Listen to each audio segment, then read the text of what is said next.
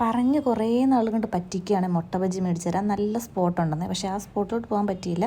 വേറൊരു സ്പോട്ടിലോട്ട് ഞങ്ങൾ പോയിക്കൊണ്ടിരിക്കുകയാണ്. ഇത് പോകുന്ന വഴിക്ക് കണ്ട സ്ഥലമാണ്. അപ്പോൾ അവിടെ ചെന്ന് കഴിഞ്ഞപ്പോൾ കായ ബജി, മുളക് ബജി, മുട്ട ബജി, അങ്ങനെ പലതരം ബജികൾ അവിടെ ഉണ്ടായിരുന്നു. ഇതിലേത് ബജിയാണ് നിങ്ങൾക്ക് ഇഷ്ടമെന്ന് ഒന്ന് കമൻറ്റ് ചെയ്യണേ. ബജി എന്ന് പറഞ്ഞിട്ട് നാക്ക് വഴിയുന്നു. പിന്നെ 2 മുട്ട ബജിയും കഴിച്ചു. അവിടുന്ന് പിന്നെ ചായയും കുടിച്ചു. ചായ കുടിച്ച് കഴിഞ്ഞാൽ പിന്നെ നമുക്ക് 2-3 ഫോട്ടോസ് എടുക്കണം, അത് നിർബന്ധമാണല്ലോ.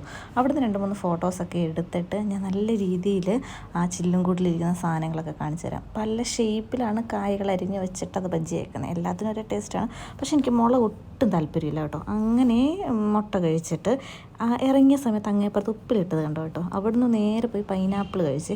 അപ്പോൾ എനിക്ക് നല്ല ടെൻഷൻ ഉണ്ടായിരുന്നു. മുട്ട കഴിച്ചു, അതിൻ്റെ കൂടെ ചായ കുടിച്ചു. ഇനി ഇതും കൂടെ ആയിക്കഴിഞ്ഞാൽ വയറിന് വല്ല പ്രശ്നം ഉണ്ടാവുന്നു. പക്ഷേ പ്രശ്നമൊന്നും ഉണ്ടായില്ല. ദൈവം എൻ്റെ കൂടെയാണെന്ന് എനിക്കപ്പോൾ മനസ്സിലായി. പിന്നെ അവിടെ നേരെ ക്യൂൻസിൽ പോയിട്ട് കുറച്ച് ഹരിതാവും പച്ചപ്പൊക്കെ കാണാമെന്ന് വിചാരിച്ച് പോയതാണ്. പക്ഷേ രാത്രി പോയതുകൊണ്ട് കുറച്ച് ലൈറ്റ് വെട്ടമൊക്കെ കണ്ട് അവിടുന്ന് കുറച്ച് ഫോട്ടോസൊക്കെ എടുത്തിട്ട് നേരെ തിരിച്ച് ഹോസ്റ്റലിൽ പോകാമല്ലോ എന്ന് ഓർത്ത് വേഗം വന്നതാണ്. വരുന്ന വഴിക്കൊരു തട്ടുകട കണ്ടു. അവിടെ നിർത്തിയിട്ട് പിന്നെ ഒരു ഡബിൾ ഓംലേറ്റും കഴിച്ച് പിന്നെ കയ്യിലുള്ളൊരു ജ്യൂസും കുടിച്ചിട്ടാണ് ഹോസ്റ്റലിൽ പോയത്.